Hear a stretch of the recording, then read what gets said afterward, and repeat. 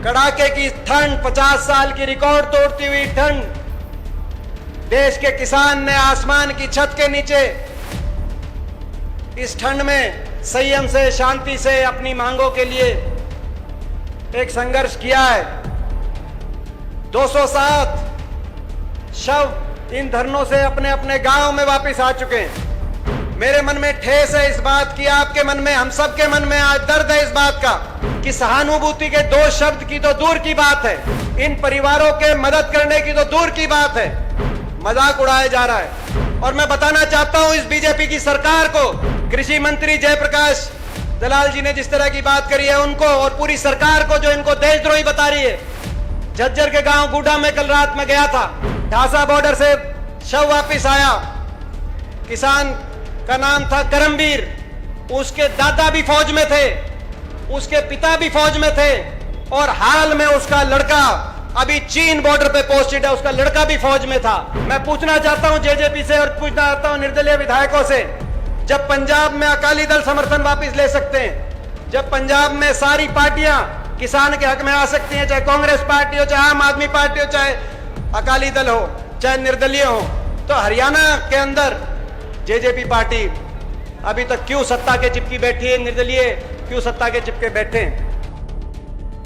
आज किन परिस्थितियों में यहां पे कलायत के अंदर हम सब एक पंचायत के रूप में एकत्रित हुए, देश में क्या हालात हैं आपको पता है, मगर मैं आपकी जानकारी में कुछ तथ्य लाना चाहता हूं। आज भी जब हम यहां बैठे, टिकरी में पहली ट्रैक्टर ट्रॉली से आखिरी ट्रैक्टर ट्रॉली तक 17 किलोमीटर 4-4 लेन, हरियाणा के, पंजाब के एक एक गांव से लोग वहां पे आज जमे हुए हैं, कल रात भी वहीं सोए थे। मेरा रोहतक लोकसभा क्षेत्र के अंदर टिकरी आता है, तो मुझे एक एक दिन की, एक एक रात की मैं जाता रहता हूं, मुझे खबर है। सिंगू पे लगभग 20 किलोमीटर, सोनीपत में, तो सोनीपत का बॉर्डर है, सिंगू में 20 किलोमीटर पहली ट्रैक्टर ट्रॉली से आखिरी ट्रैक्टर ट्रॉली तक, हजारों लाखों की तादाद में लोग सिंगू पर, टिकरी पर, गाजीपुर बॉर्डर पर, शाहजहांपुर बॉर्डर पर, ढासा बॉर्डर पर, झज्जर का जो बॉर्डर पड़ता है, अलग अलग टोल, कई पंचायतें हो रही हैं पूरे देश में। आज 3 महीने हो गए, कड़ाके की ठंड, 50 साल की रिकॉर्ड तोड़ती हुई ठंड, देश के किसान ने आसमान की छत के नीचे इस ठंड में संयम से, शांति से अपनी मांगों के लिए एक संघर्ष किया है। 207 शव इन धरनों से अपने अपने गांव में वापस आ चुके हैं, मगर फिर भी किसान ने शांति और संयम का परिचय दिया है। 200 लोगों की कुर्बानी, और मैं बताना चाहता हूं, मेरे मन में ठेस है इस बात की, आपके मन में, हम सब के मन में आज दर्द है इस बात का कि सहानुभूति के 2 शब्द की तो दूर की बात है, इन परिवारों के मदद करने की तो दूर की बात है, मजाक उड़ाया जा रहा है। अलग अलग उनको परिभाषाएं दी जा रही हैं, कोई आतंकवादी बता रहा है, कोई उपद्रवी बता रहा है, कोई देशद्रोही बता रहा है। मैं बताना चाहता हूं आपको कैसे कैसे परिवार, क्योंकि एक एक परिवार से मैं मिलके उनके घरों में उनके आंसू पहुंचने की हम लोगों ने कोशिश करी। ऐसे ऐसे परिवार हैं, बड़ौदा गांव का, जहां भी पीछे इलेक्शन था, हमारा भाई अजय कुंडू था, उसकी जो वाइफ है, उसकी जो विधवा है, वो पूरी पढ़ी लिखी भी नहीं, 3 लड़कियां हैं, तीनों स्कूल में हैं, क्योंकि उनकी पढ़ाई होगी, क्योंकि शादी होगी, कोई अता पता नहीं। अभी रास्ते में, कलायत आते हुए रास्ते में, उचाना के मोहनगढ़ जबरा गांव में हमारा भाई रणधीर था, 2 लड़के हैं, अभी इतनी उम्र नहीं कि वो सारा काम संभाल लें, 12वीं पढ़ा लड़का, 12वीं में, आगे क्या होगा, कौन सुध लेगा। कल मैं गया था झज्जर में, झज्जर के गुड्डा गांव में। और मैं बताना चाहता हूं इस बीजेपी की सरकार को, कृषि मंत्री जयप्रकाश दलाल जी ने जिस तरह की बात करी है उनको और पूरी सरकार को जो इनको देशद्रोही बता रही है। झज्जर के गांव गुड्डा में कल रात में गया था, ढासा बॉर्डर से शव वापिस आया। किसान का नाम था करमवीर, उसके दादा भी फौज में थे, उसके पिता भी फौज में थे और हाल में उसका लड़का अभी चीन बॉर्डर पे पोस्टेड है, उसका लड़का भी फौज में था और वो 52 दिन से लगातार धरने पे बैठा हुआ था हमारा भाई। और इन लोगों को देश का दुश्मन बताया जाए। जिस बाप को आप देशद्रोही बता रहे हो उसका बेटा चीन की पाकिस्तान की बॉर्डर पे तैनात है, उसका लड़का क्या हुआ? मैं एक देश के रक्षा मंत्री से पूछना चाहता हूं, देश के प्रधानमंत्री से पूछना चाहता हूं। बड़े दिल में इस बात का मेरे टीस इसलिए है, एक हफ्ता पार्लियामेंट चली, एक हफ्ता संसद चली।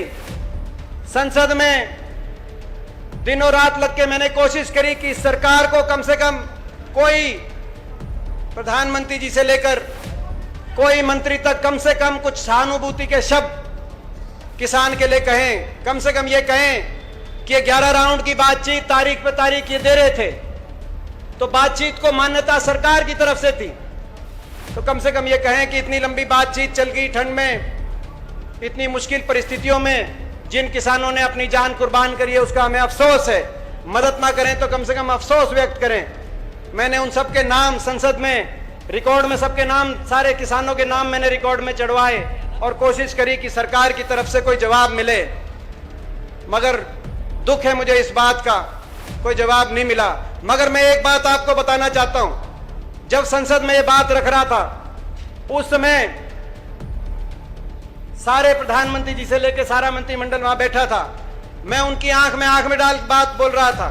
एक एक बात जब मैं कह रहा था तो बीजेपी के किसी मंत्री को मैं समझता हूं कोई मेरी आंख से मिलाकर कभी यूं देखते थे, कभी यूं देखते थे, मेरी आंख में आंख डालकर जवाब देने का, क्योंकि सच में ताकत होती है। आपके पास सच है, सबसे बड़ी ताकत आपकी, आपके पास सच है। मैं एक और बात कहना चाहता हूं, इस परिस्थिति में हम कैसे पहुंचे? जब ये कानून बने, ऑर्डिनेंस, कोरोना के टाइम में ऑर्डिनेंस लागू हुए, नहीं तो चर्चा होती है पार्लियामेंट में तब कानून बनता है, मगर ऑर्डिनेंस लागू कर दिए बिना चर्चा के, राष्ट्रपति जी से दस्तखत करा के कानून लागू हो गए। जब कानून लागू हुए तो पंजाब में आंदोलन शुरू हो गया। 3 महीने तक पंजाब में आंदोलन चला, उसके बाद पिपली के अंदर लाठीचार्ज हो गया। 1 महीना और आंदोलन चला, उसके बाद हरियाणा पंजाब में किसी ने सुध नहीं ली। उसके बाद किसान चला था पंजाब में, हरियाणा से होते हुए किसान रामलीला ग्राउंड के लिए चला था। आज कुछ मीडिया के साथी कहते हैं, आज पार्लियामेंट में भाजपा के सांसद कह रहे थे कि इन्होंने रास्ते जाम कर लिए दिल्ली के। ये दिल्ली के रास्ते जाम करने नहीं चले थे, ये तो रामलीला ग्राउंड के लिए चले थे। उसी रामलीला ग्राउंड के लिए चले थे जिस रामलीला ग्राउंड में सारे राजनीतिक दल अपने प्रोग्राम करते हैं, जिसमें बीजेपी इन 3 कानूनों के हक में प्रोग्राम करती है, जिसमें हर राजनीतिक दल को अधिकार है। और देश के इतिहास में सरकार के विरोध में बड़े बड़े आंदोलन जिस रामलीला ग्राउंड में हुए, चाहे जयप्रकाश नारायण आंदोलन की बात हो, चाहे अन्ना आंदोलन की बात हो, तो क्या किसान का हक नहीं था वहां जाने का? मगर दुख की बात यह है जो पंजाब से चला तो हरियाणा में जैसे बढ़ा, हरियाणा की सरकार ने उस किसान के ऊपर हर तरह का कहर बरसाने का काम किया। सड़कें खोद दी, पहली बार सुना, मैं गलत तो नहीं कह रहा, सड़कें खोदी थी कि नहीं खोदी थी? सड़कें खोद दी, कहीं लाठीचार्ज, कहीं आंसू गैस के गोले। अरे किसान की आंख में आंसू थे, आंसू गैस के गोलों से आप उसको कहां डराने वाले थे? पानी की बौछार, भूल गए थे कि पानी की बौछार से वापस नहीं जाने वाले। ये किसान के रगों में वही खून है जो दुश्मन के गोलों के आगे भी अपनी छाती अड़ा के पीछे नहीं हटता, वहां खड़ा है। तो आप आंसू गैस के गोलों से इनको कहां रोकने वाले थे? मगर कहर बरसा दिया, जबकि हरियाणा में रुकने का कोई प्लान नहीं था। खट्टर सरकार ने जिस तरीके से, और उसके बाद बॉर्डर्स पे रोक दिया, किसान अपनी मर्जी से बॉर्डर पे नहीं रुके, आपने वहां पे रुकवाया। 26 जनवरी को जो हुआ हम उसकी निंदा करते हैं। अगर किसी ने भी कोई भी उपद्रव में शामिल है, उसकी हम भी निंदा करते हैं। कोई दोषी है उसके खिलाफ कार्रवाई हो। किसान संगठनों ने भी उससे अपने आप को अलग किया और कहा कि ये आंदोलन में शामिल लोग नहीं हैं। लोग तरह तरह के लोगों के नाम सामने आए, ऐसे ऐसे लोगों के नाम आए जो किसी राजनीतिक दल से संबंधित हैं, किसी के राजनीतिक दल से उनके उम्मीदवारों के लोकसभा में एजेंट थे। ऐसे लोगों के नाम सामने आए, मगर हमने कहा कि निष्पक्ष जांच हो, उस तरह जांच हो, कोई दोषी हो तो कार्रवाई हो। मगर उस वजह से उसकी आड़ में पूरे आंदोलन को गलत नाम देना, पूरी देश की मीडिया को लगा देना और निर्दोषों के खिलाफ मुकदमे दर्ज करना, चाहे किसान हो चाहे पत्रकार हो, उनको निशाने में बनाना, यह ठीक नहीं है। इससे सरकार की नीयत दिखाई देती है। मगर आपने देखा उसके बाद सरकार ने किस तरह की कार्रवाई करी, जिसको लेके आपको हमको में बहुत रोष है। मैं एक बात और आपको कहना चाहता हूं, आपके बेटे होने के नाते एक बात कहना चाहता हूं। एक किसान के बेटे होने के नाते आपसे एक बात कहना चाहता हूं। जो सबसे बड़ी अपनी ताकत है, आज ये जो ताकत बनी, जो आंदोलन बना है, इसकी अगर ये किसी की बुनियाद पे, तो सबसे बड़ी इसकी जो बुनियाद है वो शांति और अनुशासन है। शांति और अनुशासन का जो रास्ता है प्रजातंत्र में, हमारे पास जब सरकार ना सुने तो यही रास्ता हमारे सामने है। मैं इसीलिए आपसे कह रहा हूं क्योंकि देश की राजनीति की जहां बिसात बीतती है दिल्ली, वहां मैं करीब से देख के आया हूं। अगर एक भी हमारा भाई शांति के अनुशासन के रास्ते से, एक भी भाई अगर अलग होगा, मुझे पता है ये मीडिया है, मीडिया यहां पे बैठी है, मैं इनके बारे में नहीं कह रहा मगर इनके मालिकों के बारे में कह रहा हूं। अगर एक भी भाई उस रास्ते से भटकेगा तो आप ये मानना पूरी देश की मीडिया उसको दिन और रात और कुछ नहीं चलेगा, वही चलेगा। मीडिया आपके हक में नहीं है, मीडिया आपके खिलाफ है। मैं गलत तो नहीं कह रहा भाई, मीडिया आपके खिलाफ है। इसीलिए ये रास्ता हमारे सामने, यही रास्ता है अपने हकों के लिए, अपने हकों को की लड़ाई लड़ने के लिए, यही रास्ता है। हरियाणा की बात आई, आज हरियाणा में हम अविश्वास प्रस्ताव लेके आए। बड़े दुख की बात है कि गवर्नर साहब ने पहले समय नहीं दिया। 4 बार कांग्रेस के विधायकों ने, हुड्डा साहब ने, 31 विधायकों ने लिख के दिया कि हमें समय दो। अविश्वास प्रस्ताव के समय की तो दूर की बात है, उन्होंने मिलने तक का समय नहीं दिया। प्रजातंत्र में कम से कम राज्यपाल महोदय मिलने का समय दे सकते थे। और अविश्वास प्रस्ताव इसलिए लाना चाहते हैं, मैं आपको बताना चाहता हूं क्यों लाना चाहते हैं। क्योंकि जब तक ये सरकार दबाव में नहीं आएगी, किसान की मांग तब ये सरकार मानेगी जब इनको अपनी सरकार डगमगाती हुई, जब सरकार हिलती हुई दिखाई देगी, तब ये किसान की बात मानेंगे। इसीलिए हम अविश्वास प्रस्ताव लेके आए, अविश्वास प्रस्ताव की मांग लेके आए। अब कह रहे हैं कि 4 महीने बीतने के बाद अब बजट सेशन के अंदर अविश्वास प्रस्ताव। मैं सबसे पहले आप सबसे पूछता हूं, यह अविश्वास प्रस्ताव हम ठीक लेके आए कि गलत लेके आए? ये सरकार, हरियाणा की सरकार, जो किसान विरोधी सरकार, गरीब विरोधी सरकार है,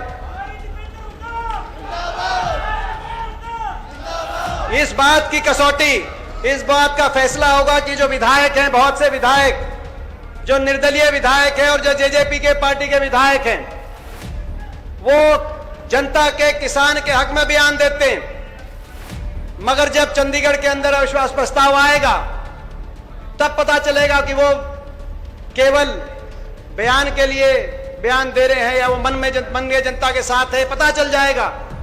उस दिन ये दूध का दूध, पानी का पानी हो जाएगा कि कौन सा विधायक जनता के साथ है और कौन सा सत्ता के साथ है। उस दिन पता चल जाएगा। और आप सबसे मैं कहना चाहता हूं, अपने अपने विधायकों का, जितने भी हरियाणा के हमारे सारे जो हरियाणा की जनता है, उनको अपने विधायकों की रुखाली रखनी है। जो विधायक है आपको उनकी रुखाली रखनी है। जो ये कहता है मैं जनता के साथ हूं और जो मैं किसान के साथ हूं, जो विधानसभा में जाए तो उन पे दबाव आपको बनाना है कि अपनी बात पे वो पूरे टिके रहें और अगर जनता के साथ हैं तो जिस सरकार ने इतना नाम हरियाणा खराब किया, जो देश में सबसे बड़ी किसान विरोधी सरकार के रूप में ये खट्टर सरकार यहाँ पे का नाम जिसका आया है, इस सरकार को ताकि हरियाणा की सत्ता से बाहर करने में वो उन विधायकों की, तो भाई ये रुखाल करोगे कि नहीं करोगे? न्यू बता दो भाई, ये रुखाल करनी है कि नहीं करनी? ये रुखाल हरियाणा की जनता करेगी ताकि केंद्र सरकार पे दबाव बने, और केंद्र सरकार पे जब दबाव बनेगा, जब हरियाणा की सरकार लंगड़ाती दिखाई देगी, मैं पूछना चाहता हूं जेजेपी से और पूछना चाहता हूं निर्दलीय विधायकों से, जब पंजाब में अकाली दल समर्थन वापस ले सकते हैं, जब पंजाब में सारी पार्टियां किसान के हक में आ सकती हैं, चाहे कांग्रेस पार्टी हो, चाहे आम आदमी पार्टी हो, चाहे अकाली दल हो, चाहे निर्दलीय हो, तो हरियाणा के अंदर जेजेपी पार्टी अभी तक क्यों सत्ता के चिपकी बैठी है, निर्दलीय क्यों सत्ता के चिपके बैठे हैं? तो आज मैं समझता हूं कि ये लड़ाई आपको हमको मिलकर एक संयम के साथ, शांति के साथ, समझदारी से लड़ाई लड़नी।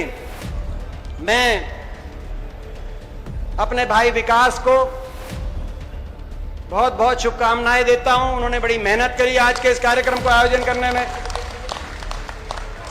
हम सब, हमारा पूरा समर्थन, पूर्ण समर्थन, हर तरीके का सहयोग अपने किसान भाइयों के साथ रहे, आप लोग का है, हम लोग का रहे। आगे हमें इसी रास्ते पे चढ़ना है ताकि हमारी ताकत मजबूत बने।